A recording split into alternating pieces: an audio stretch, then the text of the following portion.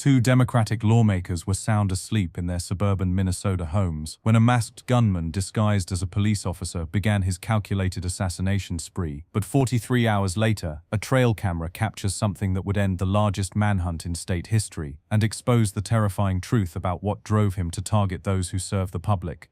The quiet suburbs north of Minneapolis had always been the kind of place where neighbors knew each other, where children played in well-maintained yards, and where the biggest concern was whether the local high school football team would make it to state championships. These were communities built on trust, where a knock at the door from someone in uniform meant safety, not danger. But in the early morning hours of Saturday, June 14, 2025, that fundamental trust would be shattered in the most horrific way possible.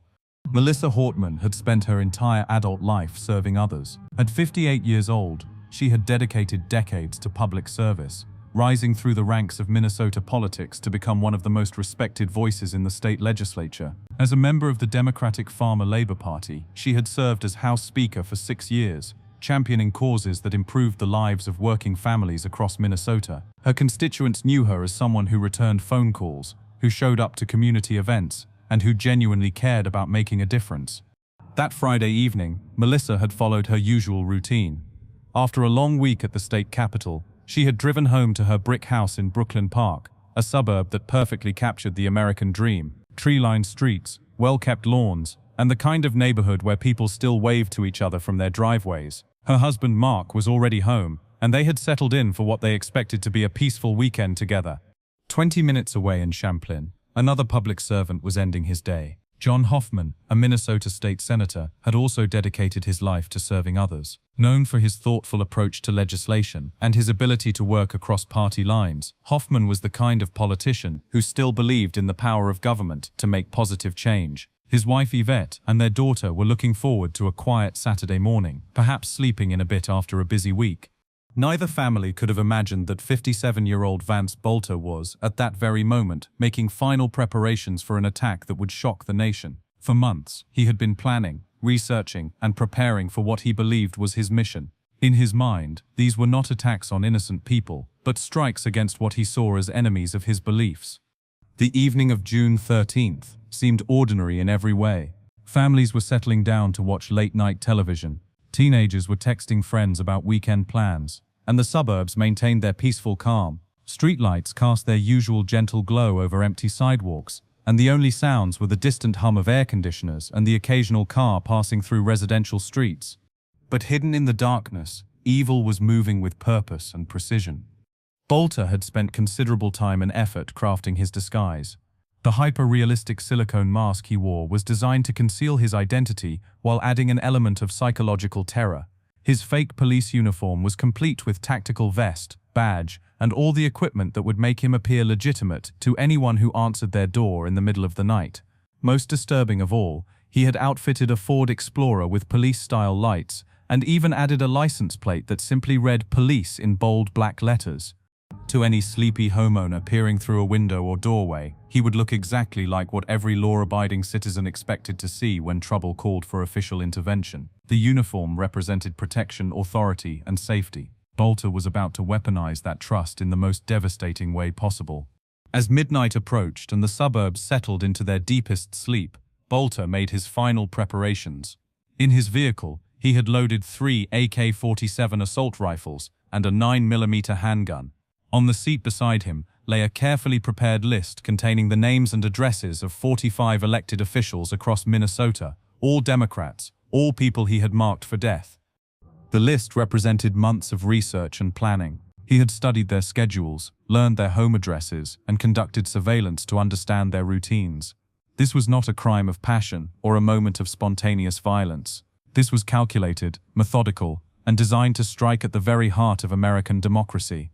Also in his vehicle were flyers advertising local anti-Trump rallies scheduled for that Saturday, part of the No Kings movement protesting policies they disagreed with. The timing was no coincidence.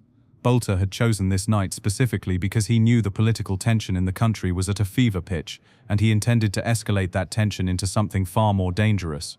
As the clock struck 2 in the morning, Boelter started his engine and began what he intended to be a night of political assassination. His first target was clear, his route planned, and his resolve absolute. What he could not have anticipated was that his carefully laid plans would ultimately lead to the largest manhunt in Minnesota history and expose the depths of political hatred that had been festering beneath the surface of American society. The peaceful suburban streets that had always represented safety and community were about to become the backdrop for a terror that would forever change how elected officials and their families thought about their service to the public. In a nation where political disagreement had increasingly turned into personal hatred, Vance Boelter was about to cross a line that civilized society must never allow to be crossed. The trust that binds democratic society together was about to be tested in the most fundamental way possible, and the consequences would ripple far beyond the borders of Minnesota. To truly understand the magnitude of what happened that night, you need to know who these people were and what they represented to their communities. Melissa Hortman was not just another politician with grand ambitions and hollow promises. She was a daughter of Minnesota who had grown up understanding that public service was both a privilege and a responsibility. Born and raised in the land of 10,000 lakes, Melissa had watched her parents demonstrate the values of hard work and community involvement. Her father had been a union worker who understood the dignity of honest labor, while her mother had volunteered at the local library and helped organize community food drives during difficult economic times. These early lessons about giving back to your community would shape everything Melissa did in her adult life. After completing her education, Melissa had initially worked in the private sector, but she quickly realized that her true calling was in public service. She began by volunteering for local campaigns, stuffing envelopes and making phone calls for candidates she believed in. Her intelligence and dedication quickly caught the attention of party leaders, and she was encouraged to run for local office herself. Her first campaign for the Minnesota House of Representatives had been a grassroots effort that perfectly captured her approach to politics. Instead of relying on expensive television advertisements or slick consultants, Melissa had walked door to door through her district, listening to constituents and learning about their real concerns. She talked to working parents struggling to balance career and family, to senior citizens worried about healthcare costs, and to young people wondering if they would ever be able to afford their own homes. This personal approach to politics had defined her entire career. Even after she became House Speaker, Melissa maintained an open-door policy that made her accessible to constituents who needed help navigating bureaucracy or wanted to share their ideas for improving their communities. Her staff knew that no matter how busy her schedule became, she would always make time for a constituent who needed assistance. Over her years in the legislature, Melissa had built a reputation as someone who could work with anyone, regardless of party affiliation, if it meant helping Minnesota families. She had sponsored legislation to improve school funding, expand access to healthcare, and create economic opportunities in rural communities. Her colleagues respected her ability to find common ground and her commitment to evidence-based policymaking. Her husband Mark had been her constant supporter throughout her political career. A successful businessman who preferred to stay out of the spotlight, Mark understood that Melissa's work often required long hours and weekend commitments. He was proud of what she had accomplished and never resented the sacrifices that came with being married to a public figure. Their marriage was built on mutual respect and shared values, and they had created a warm and welcoming home that reflected their commitment to family and community. The Hortman household was known for hosting gatherings that brought together people from all walks of life. Whether it was a backyard barbecue for neighbors or a strategy meeting for upcoming legislation, their home was always open to others. Mark took particular pride in his garden, which provided fresh vegetables that Melissa often shared with colleagues and friends. Their life together represented the best of Minnesota values: generosity, humility, and genuine care for others. 20 minutes away in Champlin, John Hoffman had built a similar life centered on service and family. As a state senator, John was known for his thoughtful approach to complex issues and his ability to listen to all sides of a debate before making decisions. Unlike politicians who seem to thrive on conflict and controversy, John genuinely believed that government worked best when people of good faith came together to solve problems. John had not come from a political family, but rather had been drawn to public service through his work in the non-profit sector. He had spent years working with organizations that provided services to vulnerable populations, and this experience had given him a deep understanding of how government policies affected real people in their daily lives. He brought this perspective to his work in the state Senate, always asking how proposed legislation would impact working families, children, and seniors. His wife Yvette was a teacher who shared his commitment to public service, though she expressed it through education rather than politics. She taught middle school mathematics, and her students loved her combination of high expectations and genuine care for their success. Yvette often stayed after school to help students who were struggling, and she had a reputation for being able to reach kids that other teachers found challenging. Their daughter was a bright teenager who had inherited her parents' sense of social responsibility. She volunteered at a local animal shelter, participated in school environmental clubs, and had already expressed interest in pursuing a career in public service. The Hoffman household was one where current events were discussed at the dinner table, where civic engagement was seen as a normal part of adult life, and where helping others was simply what people did. John and Yvette had worked hard to create a home environment where their daughter could grow up feeling safe and secure, while also understanding her responsibilities to her community. They attended school events, supported local businesses, and maintained friendships with neighbors who might not share all their political views, but who respected their commitment to making their community a better place. The suburbs where both families lived represented everything that was good about American communities. Brooklyn Park and Champlin were places where people chose to raise their families because they offered excellent schools, safe neighborhoods, and a strong sense of community identity. These were not wealthy enclaves isolated from the challenges facing the broader society, but rather middle-class communities where people of different backgrounds came together around shared values. The neighborhoods featured tree-lined streets with sidewalks where children rode bicycles and walked to school. Local parks provided spaces for community festivals and youth sports leagues. Small businesses along main streets were owned by families who lived in the community and took pride in serving their neighbors. These were places where people still believed in the American dream and worked together to make it accessible to everyone. Political differences certainly existed in these communities, as they do everywhere in America, but traditionally, those differences had been expressed through vigorous but respectful debate, through voting, and through civic engagement. Neighbors might disagree about tax policy or healthcare legislation, but they still waved to each other in the morning and helped shovel snow from each other's driveways in the winter. This culture of civic engagement had made it possible for people like Melissa and John to succeed in politics, despite their commitment to finding practical solutions, rather than engaging in partisan warfare. Their constituents appreciated politicians who listened more than they talked, who studied issues carefully before taking positions, and who remembered that their job was to serve the public interest, rather than advance their own careers. But by 2025, the political climate in America had grown increasingly toxic. Social media had created echo chambers where people could consume only information that confirmed their existing beliefs. Political disagreement had been transformed into personal hatred, and compromise had become seen as betrayal rather than practical governance. The peaceful suburban communities where Melissa and John lived had not been immune to these broader changes. Even in neighborhoods where people had traditionally gotten along despite their differences, political polarization had begun to strain relationships and create divisions where none had existed before.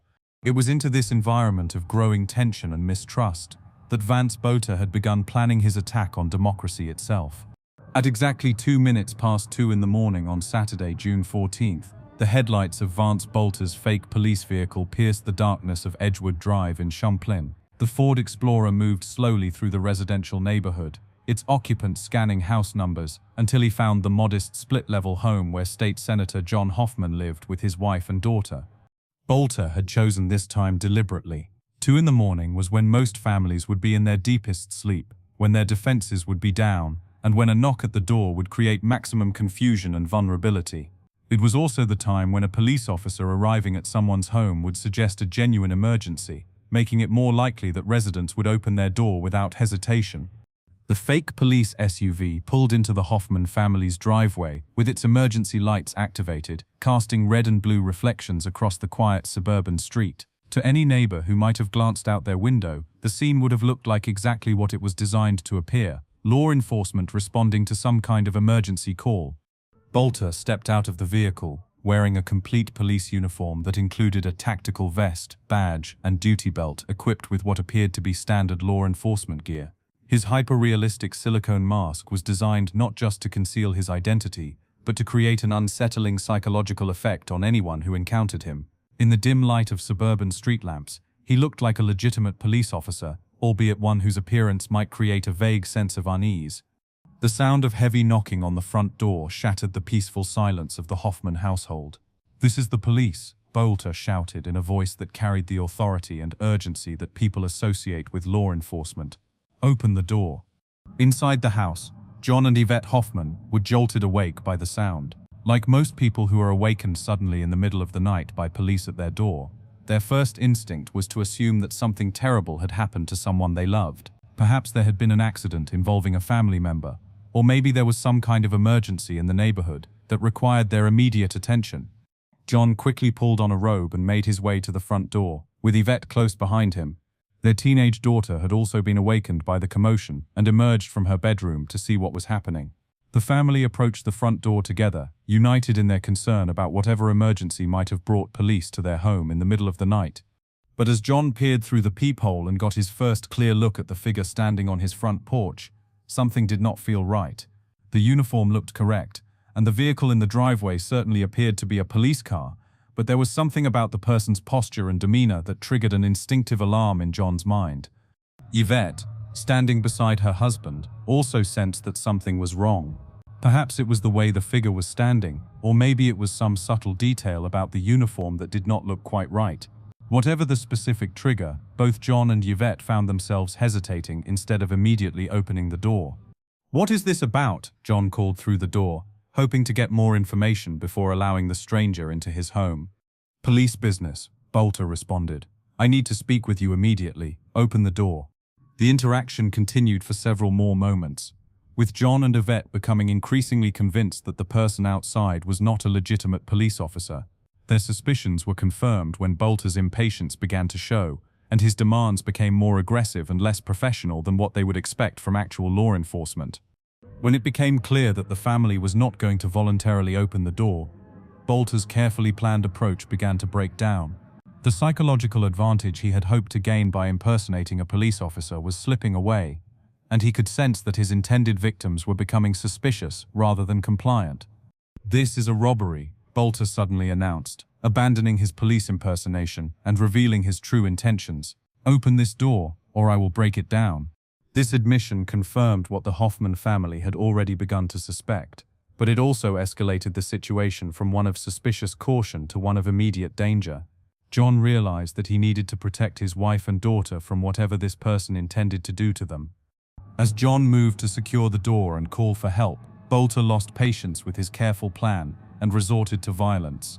The sound of gunshots shattered the peaceful suburban night as Boelter opened fire through the front door of the family home. John Hoffman was struck 9 times by bullets that tore through the wooden door and into his body. As he fell, grievously wounded but still conscious, Yvette threw herself over her daughter to protect her from the continuing gunfire. Boelter continued shooting, striking Yvette multiple times as she used her own body as a shield to protect her child. The teenager, traumatized but physically unharmed thanks to her mother's sacrifice, managed to reach a phone and call 911. Her voice, shaking with terror and shock, provided the first official notification that something horrific was happening in the quiet suburbs north of Minneapolis. "There is someone shooting at our house," she managed to tell the emergency dispatcher. "My parents have been shot. Please send help." By the time the first police units arrived at the Hoffman residence, Boelter had already fled the scene and was moving toward his next target. The real police officers who responded found a scene of devastating violence, but also a family whose quick thinking and protective instincts had prevented an even greater tragedy. John and Yvette Hoffman were both critically wounded and would require immediate surgery, but they were alive and their daughter was physically unharmed. As paramedics worked to stabilize the wounded couple and prepare them for transport to the hospital, police investigators began to piece together what had happened. The fake police vehicle was gone, but witnesses had seen it leaving the neighborhood at high speed. Security cameras from neighboring houses had captured partial images of the vehicle and its occupant, providing the first clues about the identity and methods of the attacker. But Vance Boelter was not finished with his night of terror.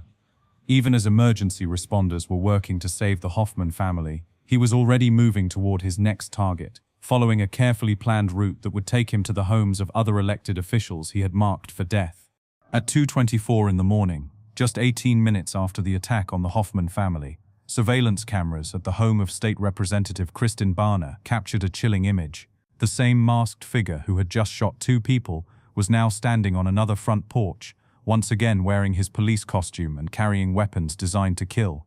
Barner's doorbell camera recorded the sound of aggressive knocking and the familiar refrain, "Open the door, this is the police, we have a warrant." But unlike the Hoffman family, the Barner household was empty that night. The family had traveled out of town for the weekend, a coincidence that almost certainly saved their lives. Boelter waited several minutes on the front porch, repeatedly announcing himself as police and demanding entry to the home. When it became clear that no one was going to answer the door, he returned to his vehicle and consulted the list of names and addresses that would guide him to his next victim. His next stop would bring him into direct contact with real law enforcement, setting up a confrontation that would change the trajectory of his carefully planned attack and begin the largest manhunt in Minnesota history. At approximately 2:36 in the morning, Boelter arrived in the suburban community of New Hope, where State Senator Ann Rest lived with her family.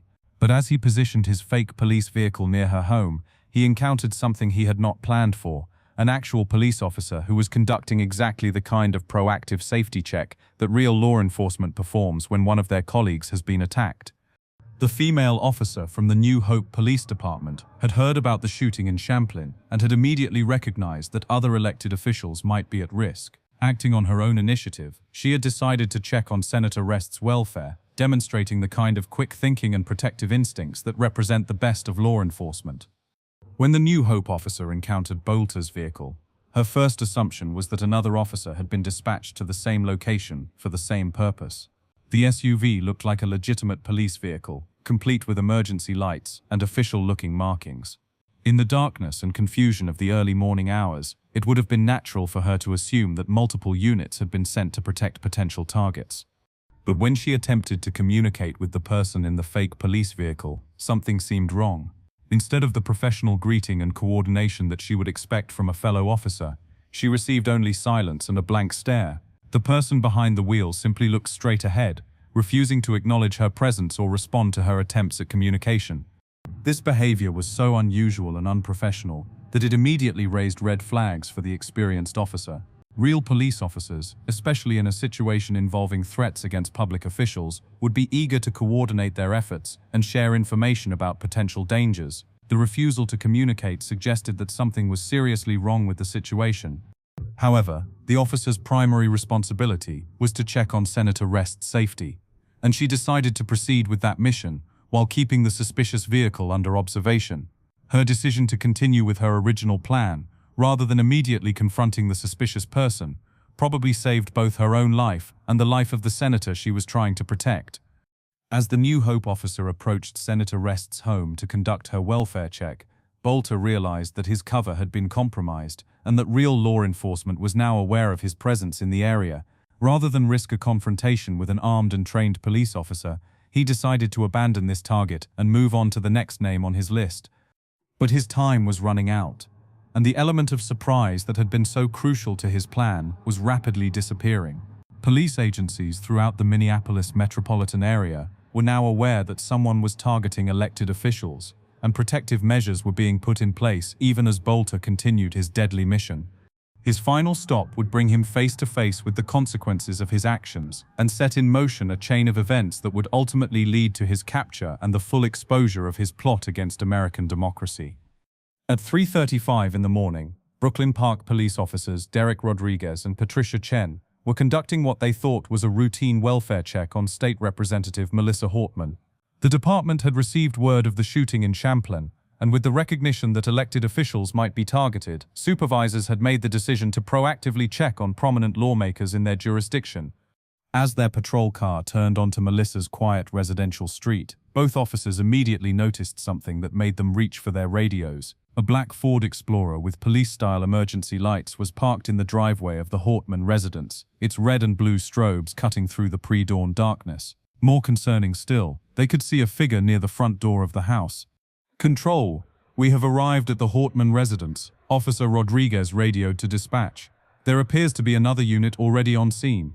But as the two officers exited their patrol car and moved closer to the house, they quickly realized that something was terribly wrong. The person near the front door was wearing what appeared to be a police uniform, but his behavior and positioning were completely inconsistent with legitimate law enforcement procedures. "Police," Officer Chen called out, identifying herself and her partner. "Brooklyn Park Police Department." The response was immediate and devastating. Instead of the professional acknowledgement they expected from a fellow officer, Vance Boelter spun around and opened fire on the approaching police officers with his 9mm handgun. The suburban street erupted in gunfire as the two real police officers dove for cover behind their patrol car and returned fire. Bullets shattered the peaceful morning air, their sound echoing off the neat suburban homes and likely waking residents throughout the neighborhood. "Shots fired! Shots fired!" Rodriguez screamed into his radio. "Officer needs assistance at the Hortman residence. We have an active shooter situation." Boelter, realizing that his position was untenable against two armed and trained police officers, retreated toward the front door of the house. But instead of fleeing immediately, he made a decision that would forever haunt the Brooklyn Park community. He entered the Hortman home. Inside, Melissa and Mark Hortman had been awakened by the sound of gunfire in their front yard. Like any rational people confronted with violence outside their home, they had sought safety by moving away from windows and doors. But their home, which had always been their sanctuary, was about to become a crime scene.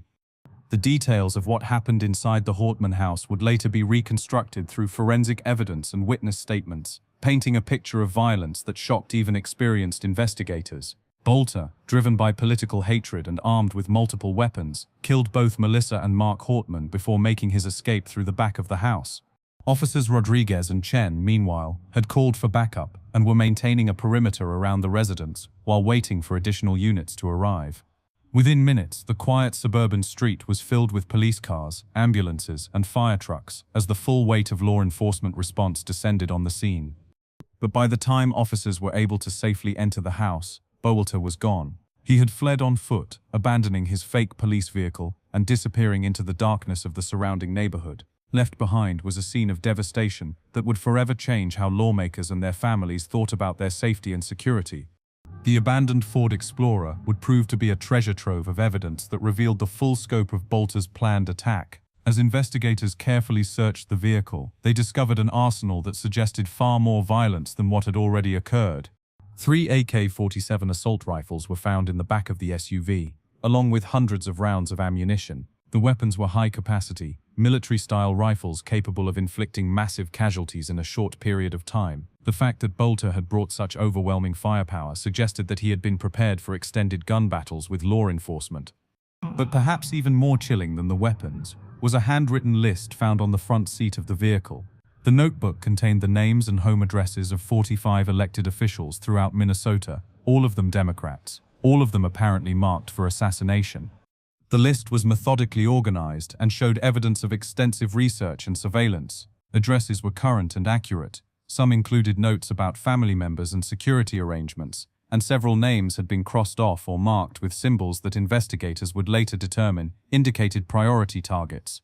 Also found in the vehicle were flyers advertising local anti-Trump rallies that had been scheduled for that Saturday as part of the nationwide No Kings protest movement. The timing was clearly intentional, designed to maximize political tension and create the impression that the violence was connected to broader political opposition.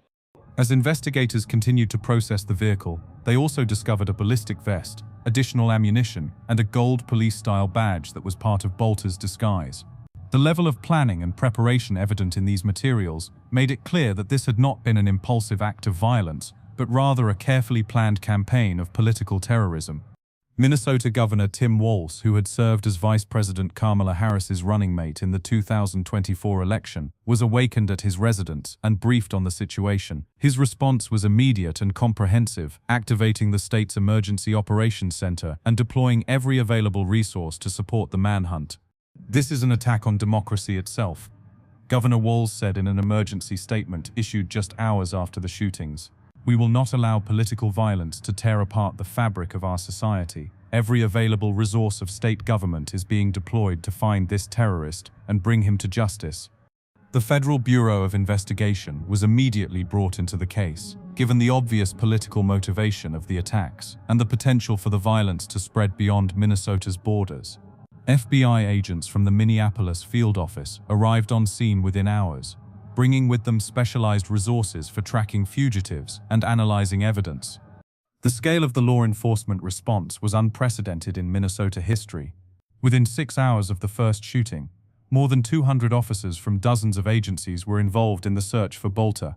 State police, county sheriff departments, municipal police forces, federal agents and specialized tactical units were all coordinated through a unified command structure designed to maximize the chances of capturing the suspect. But Vance Boelter had not made the manhunt easy for law enforcement. In the hours following his escape from the Hortman residence, he had demonstrated a level of planning and preparation that suggested he had anticipated the need to evade capture. Investigators would later learn that Boelter had sent a text message to his family group chat shortly after the attacks. "Dad went to war last night," he wrote, followed by another message warning that there is going to be some people coming to the house armed and trigger-happy, and I do not want you guys around. These messages suggested that Boelter understood the magnitude of what he had done and was trying to protect his family from the consequences of his actions. But they also provided investigators with valuable intelligence about his mindset and possible movements. Even more revealing was a text message Boelter sent to a close friend, in which he stated that he might be dead soon. This message suggested either that he was considering suicide or that he expected to be killed in a confrontation with law enforcement. Either possibility added urgency to the search effort and raised concerns about public safety. By Saturday morning, as news of the attacks spread throughout Minnesota and across the nation, Boelter was already working to change his appearance and escape the ever-tightening law enforcement dragnet. Surveillance cameras at a Minneapolis bus stop captured him meeting with a stranger who had advertised a car for sale on social media. The transaction, which involved Boelter purchasing both a Buick sedan and an electric bicycle for $900, was conducted at a bank where security cameras recorded him withdrawing $2,200 from his account.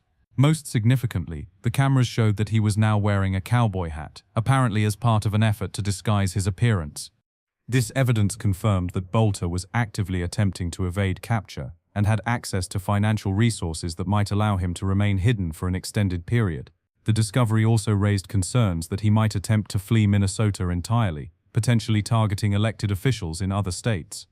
Law enforcement agencies throughout the Midwest were placed on high alert, with particular attention paid to protecting Democratic lawmakers who might fit the profile of Boelter's intended victims. Security details were assigned to prominent politicians, and many elected officials were advised to alter their normal routines until the suspect was captured. Meanwhile, the search for Boelter continued to intensify throughout Saturday and into Sunday. Specialized teams with tracking dogs were deployed in areas where he might be hiding, while aerial surveillance units used helicopters and drones to search from above. Traffic checkpoints were established at key locations, and law enforcement officers were stationed at airports, bus stations, and other transportation hubs. The breakthrough in the case would ultimately come not from high-tech surveillance or sophisticated investigative techniques, but from the kind of community vigilance that has always been crucial to effective law enforcement. A trail camera belonging to a property owner in the rural community of Green Isle, where Boelter had family connections, captured an image that would change everything.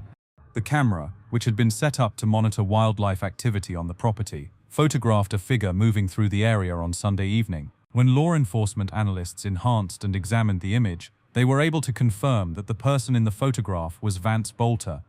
This discovery allowed investigators to focus their search efforts on a specific geographic area, dramatically increasing the chances of capturing the suspect before he could escape or commit additional acts of violence. SWAT teams, search dogs, and surveillance drones were quickly redirected to the Green Isle area, creating a perimeter that would make escape virtually impossible.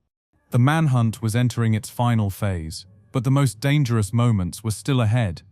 The trail camera image captured at 7 o'clock on Sunday evening near Green Isle changed everything. For 41 hours, Vance Boelter had managed to evade the largest manhunt in Minnesota history, but his luck was finally running out. The photograph, taken by a motion-activated camera designed to monitor deer movements, showed a figure moving through rural farmland in a way that suggested someone trying to avoid detection.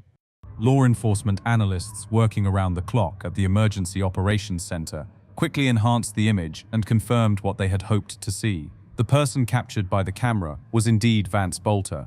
More importantly, the timestamp and location data from the camera allowed investigators to narrow their search area to a few square miles of rural terrain. Within minutes of confirming Boelter's location, every available resource was redirected to the Green Isle area. SWAT teams that had been searching other locations were rushed to the scene, while K-9 units and their handlers prepared for what everyone hoped would be the final phase of the manhunt. All units, the voice crackled over law enforcement radios throughout the Twin Cities area. Suspect has been located in the Green Isle area. Converge on coordinates provided. Use extreme caution. Suspect is armed and extremely dangerous. The rural area where Boelter had been spotted was a mixture of farmland, wooded areas, and scattered residential properties. The terrain provided numerous hiding places for a fugitive, but it also limited escape routes for someone being pursued by multiple law enforcement agencies. Officers familiar with the area quickly identified key roads and pathways that would need to be blocked to prevent Boelter from reaching a vehicle or escaping into more populated areas. Helicopter units equipped with thermal imaging cameras took to the air, scanning the landscape for any sign of human activity. Their infrared sensors could detect body heat even in areas with heavy vegetation, making it nearly impossible for someone to remain hidden once the aircraft were overhead. On the ground, search teams moved methodically through the area, coordinating their movements through radio communication to ensure that no section of terrain was left unchecked. German Shepherd dogs trained in tracking human scent followed trails that might lead to Boelter's location, while their handlers maintained constant communication with command centers monitoring the operation. The abandoned Buick sedan that Boelter had purchased on Saturday morning was discovered in a wooded area about 2 miles from where the trail camera had captured his image. Inside the vehicle, investigators found the cowboy hat he had been wearing as a disguise, along with a handwritten letter addressed to the Federal Bureau of Investigation. The letter, which would later be entered as evidence in federal court, contained Boelter's confession to the shootings and his explanation for why he had targeted Democratic lawmakers. The document revealed a man consumed by political hatred and convinced that violence was justified against elected officials whose policies he disagreed with. "I have done what needed to be done," Boelter had written in neat handwriting that suggested someone in full control of his mental faculties. "These people are enemies of everything I believe in, and they had to be stopped." The letter went on to detail his months of planning and surveillance, his construction of the fake police costume, and his selection of targets based on their political positions and public prominence. Most chillingly, it expressed no remorse for the violence he had committed and suggested that he hoped others would continue his campaign against Democratic politicians. As evening turned to night on Sunday, the search teams closed in on their target. Thermal imaging from helicopter units had detected a human figure moving through a cornfield about 3 miles from where the abandoned car had been found. Ground units were quickly directed to the area, while aerial surveillance maintained visual contact with the suspect. Target acquired, the helicopter pilot reported over the radio. Single individual moving through cornfield, approximately 1 mile north of County Road 12. Ground units be advised. Suspect appears to be crawling rather than walking. The fact that Boelter was crawling rather than walking suggested that he was either injured or attempting to avoid detection by staying low to the ground. Either possibility indicated that the manhunt was nearing its conclusion, but it also raised concerns about how he might react when confronted by law enforcement officers. SWAT teams approached the area from multiple directions, using their training and equipment to surround the suspect while minimizing the risk to officers and nearby residents. Night vision goggles allowed them to move effectively in darkness, while bulletproof vests and tactical gear provided protection against the weapons they knew Boelter was carrying. At 9:15 on Sunday evening, 43 hours and 13 minutes after the first shots were fired at the Hoffman residence, the manhunt finally came to an end. Officers following the suspect through the cornfield found Vance Boelter crawling across the muddy ground, apparently exhausted from 2 days of hiding and running. "Suspect in custody," the team leader reported over the radio. "No shots fired. Repeat, suspect is in custody without incident." The arrest itself was anticlimactic compared to the violence that had preceded it. Boelter, who had demonstrated such determination and planning in carrying out his attacks, offered no resistance when confronted by law enforcement officers. He was found carrying a loaded handgun, but he made no attempt to use it against the officers who arrested him. Instead, he simply raised his hands and allowed himself to be handcuffed, perhaps finally understanding that his campaign of political violence had reached its inevitable conclusion. Officers on the scene later described him as appearing resigned rather than defiant, as if he had always known that his actions would ultimately lead to this moment. As Boelter was loaded into an armored vehicle for transport to a secure facility, word of his capture spread rapidly throughout the law enforcement community and then to the general public. Police officers who had been working around the clock for nearly 2 days felt a mixture of relief and exhaustion, knowing that the immediate threat had ended, but understanding that the investigation was far from over. Federal prosecutors who had been preparing charges throughout the manhunt announced within hours that Boelter would face 6 federal charges related to stalking and murdering elected officials. The federal charges were significant because they made him eligible for the death penalty, sending a clear message that political violence would be prosecuted to the fullest extent of the law. Acting United States Attorney Joseph Thompson held a press conference on Monday morning to announce the charges and provide additional details about the case. His words would resonate far beyond Minnesota, serving as both a condemnation of political violence and a warning to others who might consider similar actions. This was a political assassination, which is not a word we use very often in the United States, Thompson told the assembled reporters. The defendant embarked on a planned campaign of stalking and violence, designed to inflict fear, injure and kill members of the Minnesota state legislature and their families. Thompson went on to describe the evidence that had been collected during the investigation, including the detailed planning that Boelter had conducted before his attacks. He stalked his victims like prey, Thompson said. He conducted extensive surveillance on his victims, researching them extensively online and surveying their homes. This is the stuff of nightmares. The prosecutor's characterization of the case as political terrorism rather than simply criminal violence was significant, both legally and symbolically. It recognized that attacks on elected officials are fundamentally different from other crimes because they threaten the democratic process itself. The hyperrealistic silicone mask that Boelter had worn during his attacks became a particularly disturbing piece of evidence that demonstrated the psychological terror he had intended to inflict on his victims. Federal investigators determined that the mask, combined with his fake police uniform, had been specifically chosen to maximize the fear and confusion of people who encountered him. As details of the case became public, the full scope of Boelter's planning became clear. He had spent months researching his targets, conducting surveillance of their homes, and preparing the equipment he would need to carry out his attacks. The level of preparation suggested someone who had been planning political violence for an extended period, rather than someone who had simply snapped under pressure. Perhaps most troubling was the discovery that Boelter's target list had included elected officials from multiple states, suggesting that his campaign of violence might have extended far beyond Minnesota if he had not been captured. The list included senators, representatives, governors, and local officials, all of whom were Democrats, and all of whom had been marked for potential assassination. The investigation also revealed that Boelter had been consuming extremist political content online for months before his attacks, including materials that portrayed Democratic politicians as enemies of the American people who deserved to be eliminated. This digital evidence provided insight into how political hatred could be transformed into actual violence through exposure to increasingly radical ideas. As Boelter was held in federal custody awaiting trial, the focus began to shift from capturing the perpetrator to understanding how such violence could be prevented in the future. The case had exposed vulnerabilities in the security of elected officials and raised questions about how to protect democracy itself from those who would use violence to silence their political opponents. The arrest of Vance Boelter marked the end of the immediate physical threat, but the beginning of a much deeper reckoning with the forces that had motivated his attacks on democracy. As Minnesota and the nation began to process what had happened, the question that haunted everyone was not just how one man could plan and carry out such violence, but how American society had reached a point where political disagreement could escalate into assassination attempts.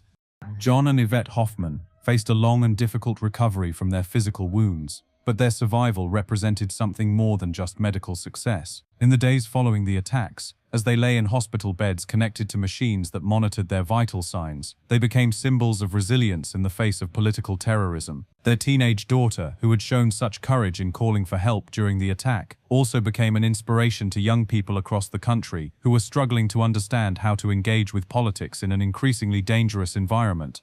"We will not be intimidated," John Hoffman said in his first public statement after being released from the hospital. This attack was designed to silence elected officials and discourage public service. We cannot and will not allow terrorism to succeed in that goal. Yvette Hoffman, speaking from her wheelchair during the same press conference, addressed the broader implications of the attacks. "Violence has no place in political discourse," she said. "We must find ways to disagree with each other while still respecting our shared humanity and commitment to democratic values." The memorial service for Melissa and Mark Hortman drew thousands of people from across Minnesota and around the nation. Political leaders from both parties attended, but so did ordinary citizens who understood that the attack had been directed not just at specific individuals, but at the very idea that people could serve their communities without fear of violence. Governor Walz delivered the main eulogy, speaking about Melissa's decades of service and her unwavering commitment to finding practical solutions to real problems. Melissa Hortman believed that government could be a force for good in people's lives, he said. She worked every day to prove that politics could be about bringing people together, rather than tearing them apart. Mark Hortman was remembered as a devoted husband and successful businessman who had supported his wife's political career while maintaining his own commitments to family and community. Friends spoke about his pride in Melissa's accomplishments and his quiet but important role in making her public service possible. The funeral became not just a memorial for two individuals, but a moment of national reflection on the price that public servants and their families pay for their commitment to democracy. The presence of elected officials from across the political spectrum sent a message that political violence threatens everyone who believes in democratic governance, regardless of their party affiliation or ideological positions. In the weeks following the attacks, security arrangements for elected officials throughout the United States were significantly enhanced. State legislatures increased funding for protective services, while many individual lawmakers made the difficult decision to alter their personal routines and family arrangements to reduce their vulnerability to future attacks. The changes were not just logistical but psychological. Many public servants found themselves looking over their shoulders in ways they never had before, checking their cars for signs of tampering, and thinking twice about public appearances that might make them targets for political extremists. Some elected officials reported that their family members were encouraging them to leave public service entirely, arguing that the risks had become too great to justify continued political involvement. This brain drain of experienced and capable people from government service represented an additional victory for those who sought to use violence to shape political outcomes. But perhaps more significantly, the attacks sparked a broader conversation about the role of political rhetoric in creating an environment where violence becomes more likely. Media commentators, political scientists, and ordinary citizens began asking whether the increasingly hostile language used to describe political opponents had contributed to an atmosphere where assassination could be seen as justified.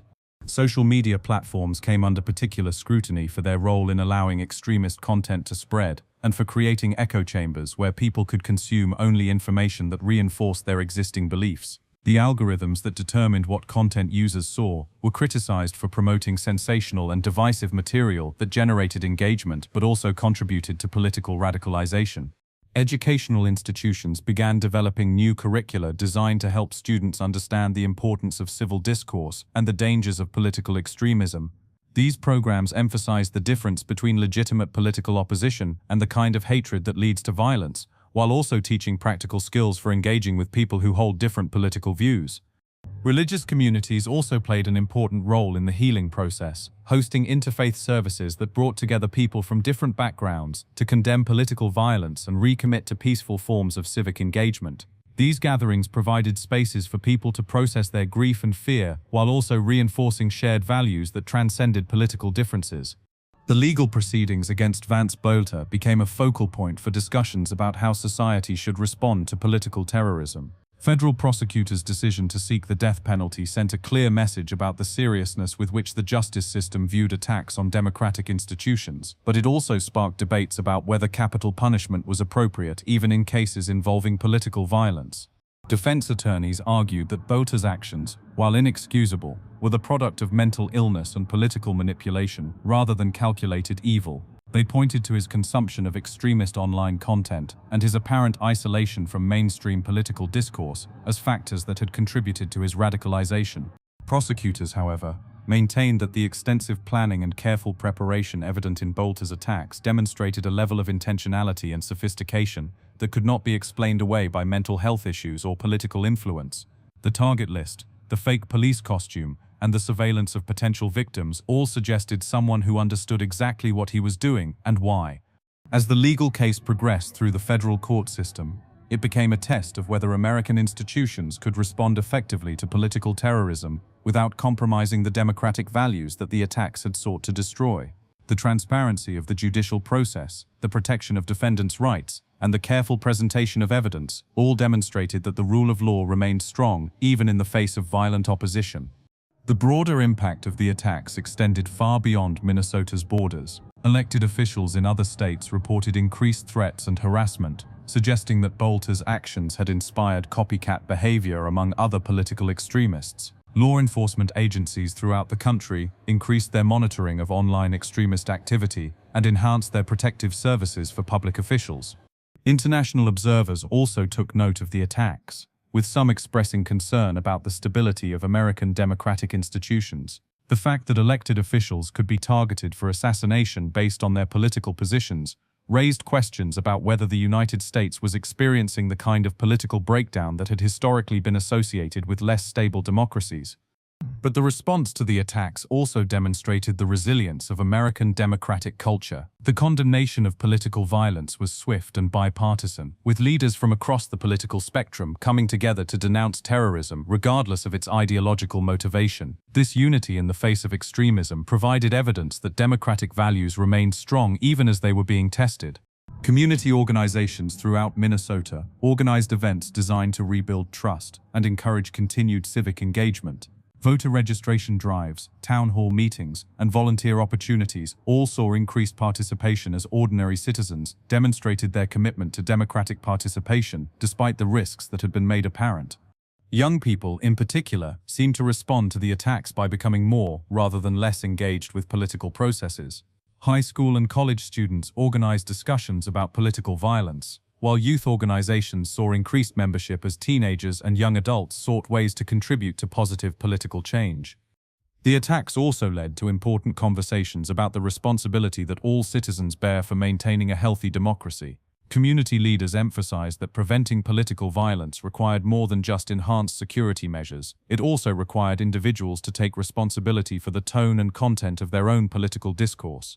Social media users began reflecting on their own online behavior, with many people making conscious decisions to avoid sharing content that dehumanized political opponents or promoted violence as a solution to political problems. These individual choices, while small in themselves, represented a collective recognition that democracy depends on the active participation of citizens who are committed to peaceful forms of political engagement. As Minnesota and the nation continued to heal from the trauma of the attacks, the memory of Melissa and Mark Hortman served as a reminder of both the vulnerability and the importance of those who choose to serve their communities through public office. Their commitment to democratic values, maintained even in the face of violent opposition, became an inspiration for others who sought to continue their work of building a more just and peaceful society. The case of Vance Boelter ultimately became a turning point in American political culture, marking a moment when citizens were forced to confront the real consequences of political extremism and make conscious choices about the kind of democracy they wanted to preserve for future generations. The response to that challenge would determine whether the attacks marked the beginning of a more violent political era or served instead as a wake-up call that helped restore civility and respect to American public life.